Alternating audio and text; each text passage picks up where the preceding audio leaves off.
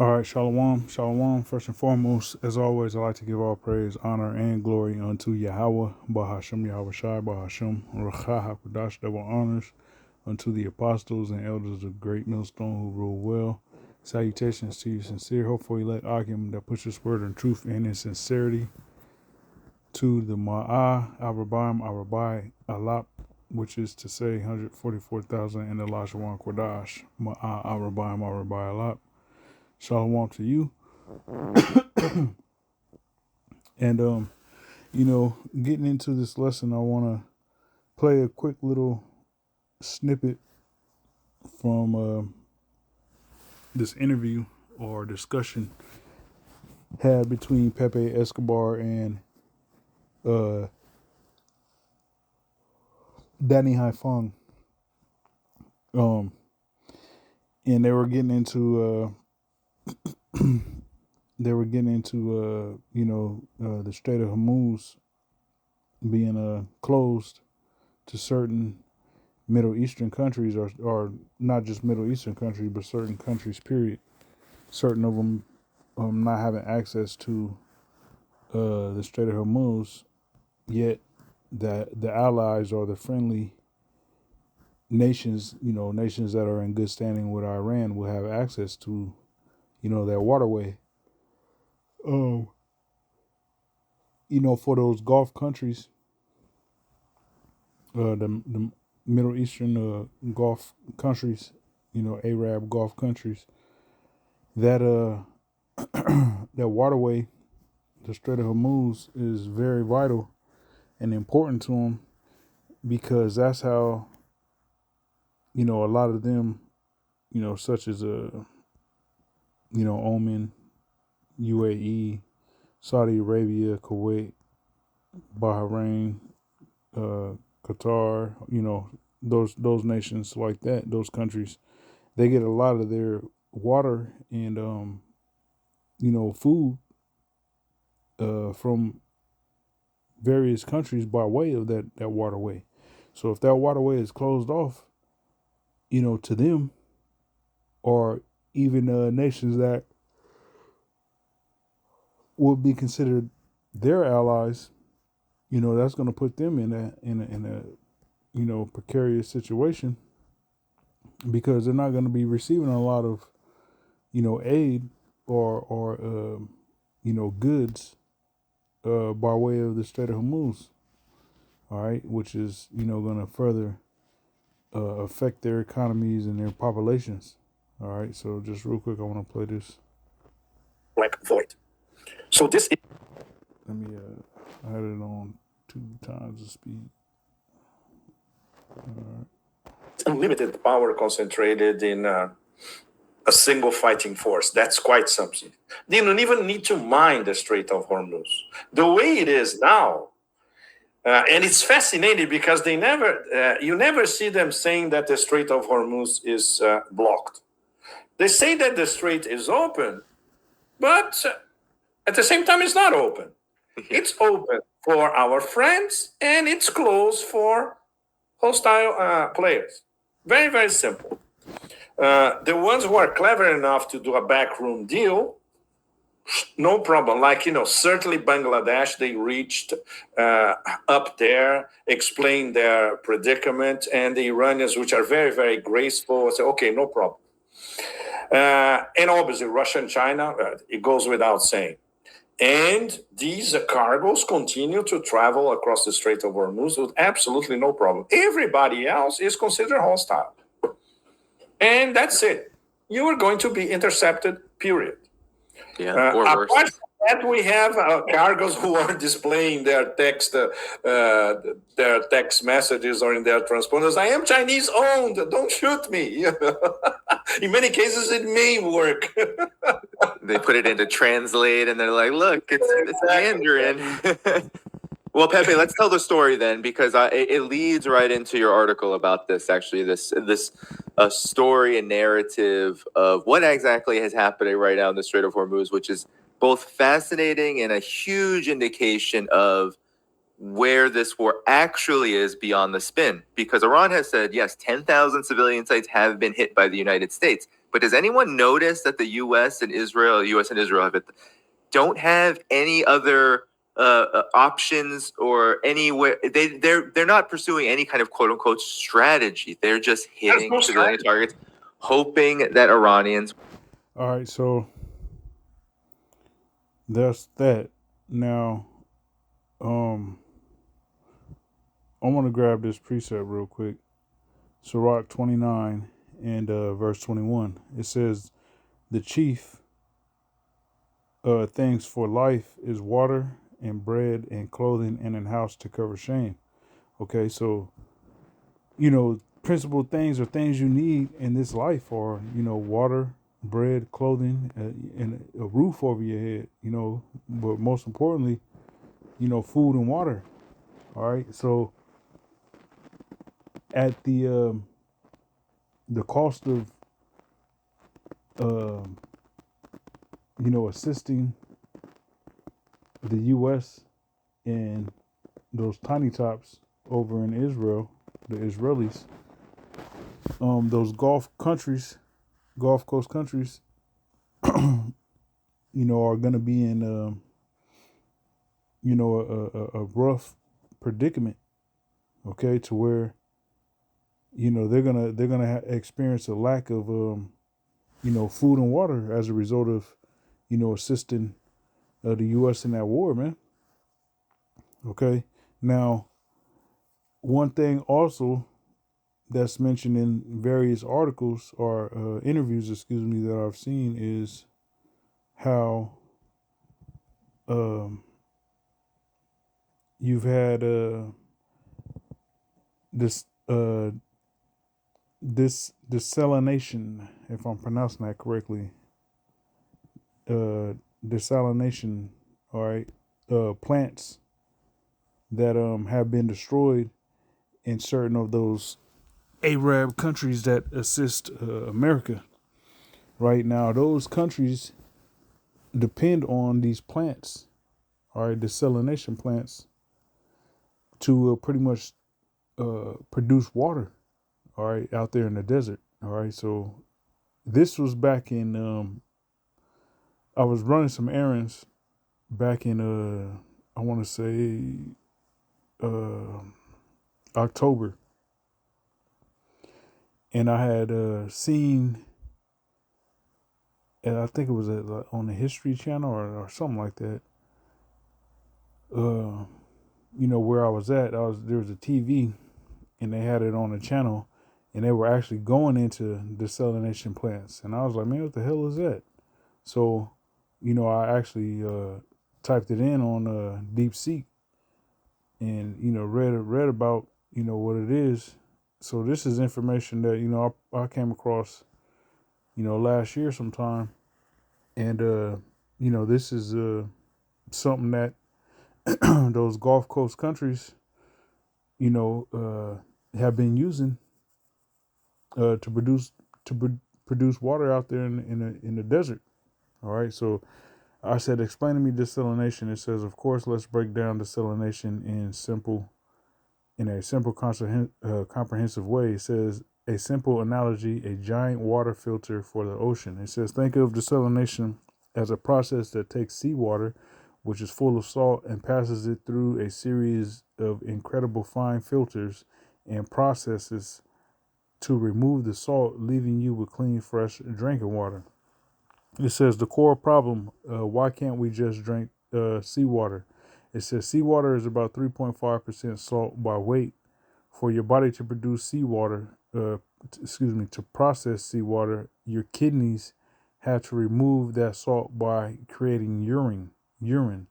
However, the urine your body can produce is less salty than seawater, meaning you would end up losing more water than you gain, leading to severe dehydration and kidney damage. It says the two main methods of desalination, because there's many or different methods in which you can do this. You go through this process. It says there are two primary ways to remove salt from water on an industrial scale. They work on very different principles. Thermal desalination using heat. This is the older method, mimicking the natural water cycle. Water evaporates, leaving salt behind, and then condenses as pure water. How it works: seawater is heated until it turns into steam, water vapor. The salt is left behind. The steam is then collected and cooled down, condensed back to liquid water, which is now fresh and pure.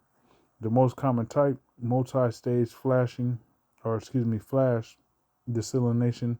The process heats the water and then sends it into a series of chambers where the pressure is progressively lower. At each lower pressure stage, a portion of the water instantly flashes into steam, which is then condensed. Key point: the method requires a lot of energy to boil the water. Where it's used, it says often in places with abundant and cheap energy sources like the Middle East. Okay, there you have it. Where it is frequently co-located with power plants.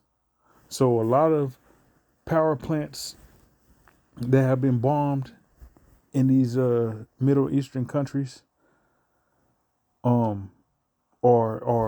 desalination plants. You get a 2 for 1.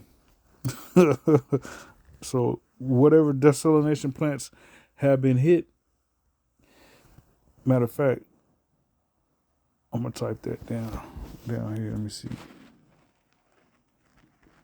How many desalination? Oh, distillation. That's what that is. Distillation. All right. So let me see this.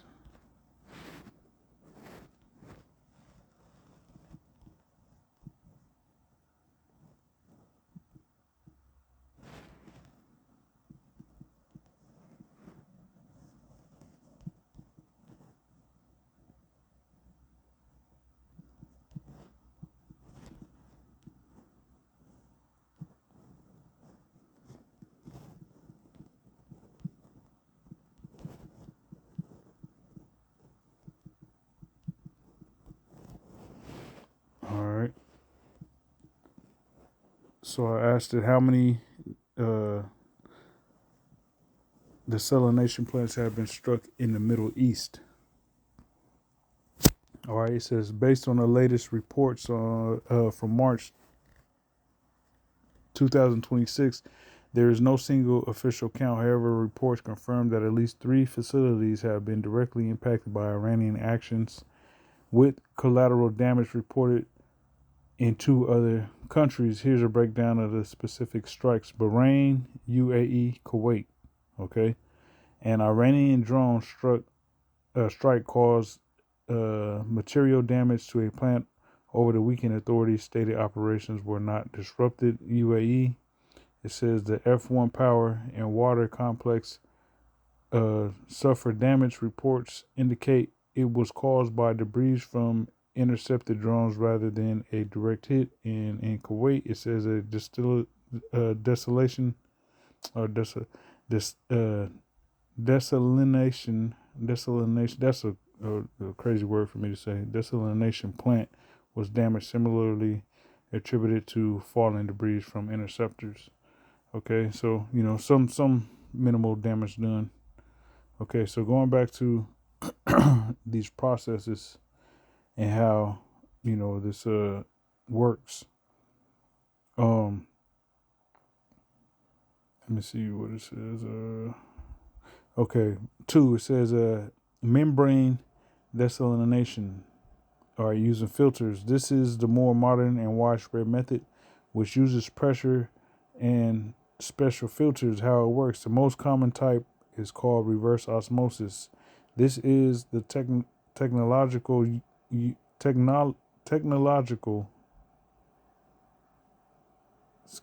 This is the technology used in most large-scale desalination plants today. Osmosis explained. Normally, If you have fresh water on one side of a special membrane, a very fine filter, and salty water on the other, the fresh water will eventually move through the membrane to the salty side to balance the salt concentration.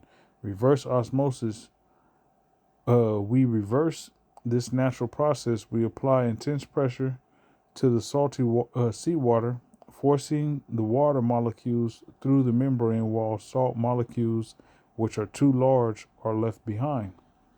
Key point, this method is generally more energy efficient than thermal methods, but it still requires a significant amount of energy to create the high pressure needed where it's used. This is the dominant globally used in places like Israel, California, Australia, and Spain. All right, and Israel is in the Middle East. All right, so that there's more information, but that pretty much explains how they get fresh water out there in the middle of the desert. Okay, they use these processes. All right, so I asked this just not too long ago. It says I asked what Middle Eastern countries depend on desalination. Desalination. It's a weird word, man. It says several Middle Eastern countries are heavily dependent on desalination to secure their water supply. Here's a breakdown by nation. All right, so Kuwait, 90%, one of the highest dependencies globally. Okay, so 90% of your water comes from this process. All right, Oman, 86%, significant reliance with new solar power projects. Saudi Arabia, 70%, the largest producer overall, produces more than any other country. Israel, 75%, a global pioneer in water technology and reuse. UAE, 42%, operates around 70 major plants, including Jebel Ali. Qatar relies heavily on major facilities like Ras Abu Fantas to support rapid growth. Bahrain, highly dependent and investing heavily in modern tech. Though precise public figures vary, Iran, only 2%, remains heavily dependent on traditional freshwater sources. Okay. It says context. The region holds only 2% of the world's renewable freshwater but accounts for nearly half of global desalination capacity. This reliance creates a strategic vulnerability as these plants are critical infrastructure that, if damaged, could cause shortages within days. Let me take a screenshot of that. All right, so these plants, these desalination plants, are very important to that region of the earth, man. And with that war popping like it's popping, expect these to be targeted. As this war continues, these things is eventually gonna get targeted. Direct targets. Whether that's by way of Israel sabotaging, its allies, Qatar, Bahrain, UAE, Saudi Arabia, Oman, Kuwait, or Iran, attacking these desalination plants on its own, in retaliation if something happens. So if those desalination plants is actually targeted and more get pretty much damaged, you're gonna have a high reliance on fresh water to be coming from other countries, which that in itself is going to be hard to acquire, being that these Gulf Coast countries are on Iran's shit list, and they nor their allies have access to the Strait of Hormuz. So it's an interesting time, man. The scriptures talk about famine, and we see that things like this can lead to that. All right. So one more precept. This is Sirach 39 and verse 26. It says, the principal things for the whole use of man's life are water, fire, iron, and salt, flour of wheat, honey, milk, and the blood of the grape, and oil, and clothing. All these things are for good to the godly, so to the sinners they are turned into evil. All right, so these things is needed to survive. They were created for man's use.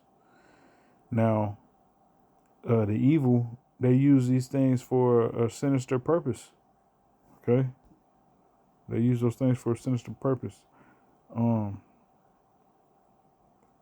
Also, let me read this. I had typed this in not too long ago as well before I started this lesson. I said, how much does Middle Eastern countries depend on food imports?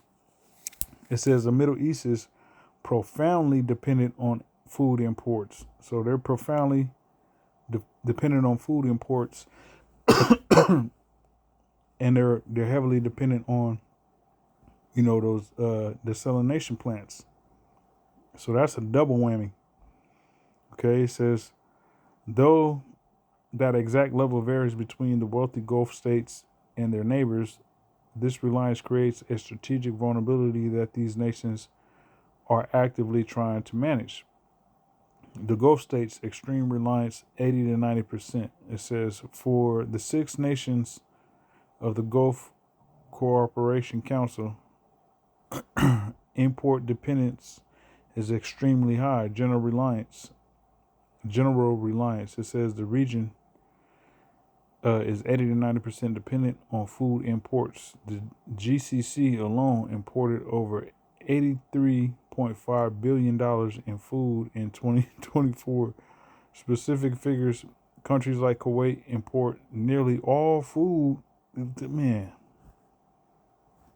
think about that, man. You got to, if not if, but when this war increases and it's less travel and trade being conducted, the world over, those people in Kuwait is going to suffer, man. Being that nearly all your food is imported. All right. It says, while the UAE and Saudi Arabia meet 80 to 90% of their needs via imports, the broader region a structural dependency. For the wider Middle East, this reliance is a structural weakness. Energy and protein. A stunning 40% of all calories and 63% of protein comes from imported grain. Disruptions here would directly cause hunger. All right, so if that Strait of Hormuz is disrupted, man, you're gonna have people going hungry in that region, man. Okay, staple goods. Nations like Egypt import most of their wheat, leaving budgets like its subsidy program exposed to global price swings. All right, that's pretty is more, but that pretty much, Oh well, actually, let me read this. It says why this reliance is a critical issue. It says geographic choke points. Most Gulf imports pass through the Strait of Hormuz. Conflict there, as seen in March 2026, effectively blockades nations like Kuwait and Qatar. So bingo. All right. So things is gonna get crazy in that region, man. All right. No peace in the Middle East. All All right, but I just wanted to bring that out. A couple precepts going into what desalination is, the process, and how these Gulf Coast countries is heavily dependent on that process to produce fresh water. All right, as well as that choke point of the Strait of Hormuz, you know, controlling whether these countries get food or not. All right, by way of the sea, which would be faster than receiving that food by land. All right. So, Abaratazah, this was edifying. Till next time, I say shalom.